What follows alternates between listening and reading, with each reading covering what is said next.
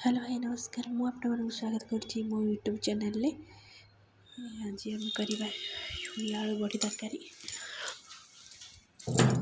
छुई आलू बड़ी तरकारी करिया पई फास्ट मो बड़ी भाजी देछि। बड़ी भाजी फास्ट कढ़ाईटा लेके बड़ी पकई देले के गरम मसला पर भाजी देला पर सोरषे तेल पकई टिके भाजी देले। तापर छुई की छोट छोट पीस करी काटी देली देखंतु। काटी सारा पर मसलाटा रेडी करदे। मो सोर्स जीरा लंका दीटा रसुण टी नहीं मसला बसला कढ़ईटा बसई देछि। कढ़ई बसला कढ़ई बसला मुझे सिझा आलू नहीं चाहिए भी कंचा आलू नहीं पारे। कढ़ई बसई सोरष मसलाटा पकई बाटिक रखी पकईदे। आपणकर जी दरकार पानी से हिसाब पानी देदेबा। छुई भी सीझे ना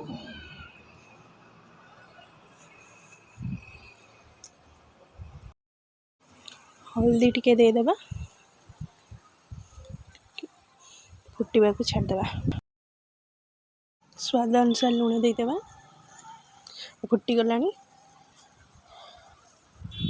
छुई पे घोड़े देते देखो 5 मिनट पर टमाटर काटिक 2टा रखी पकईदेली। फुटवा छाड़देबा। मैंने मुझे सीझा आलू नहीं मोर अधे प्राय हो गला अल्प समय अच्छी सीझा छुई आलू को पकईदेली। देखो मो छुईटा हो गला आम छुंक करदे। कढ़ईटा भल भाई रखीदेली गैस कि तेल आड कली। तेल गरम हो सारा पर पंचफुटण देली। पंचफुटण भल भाव फुटीगला पियाज मुझे गोटे काटिक रखी पकईदे। ताको टिके अल्प जला पर्यंत एपट सेपट करवा।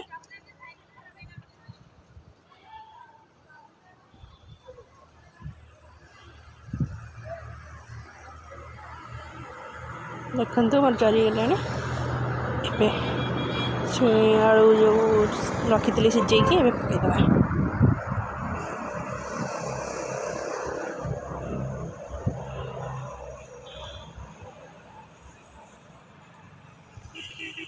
बड़ीटा लास्ट पकेबी कारण ये किना बड़ी बहुत शीघ्र ये हो जाऊँगी। लास्ट पकेली आप घर तैयारी करेंगे मझे भी पकई पारे। देखो मो बड़ीटा भी पकेली लास्ट को बहुत शीघ्र ये मिसी जाऊँगी लास्ट पकेली। देखो मो छुई आलू बड़ी तरकारीटा हो गला। जदि आपको ये वीडियोटी भल लगी थाए लाइक शेयर सब्सक्राइब करिए जम्मा भूलें। रोचे नमस्कार।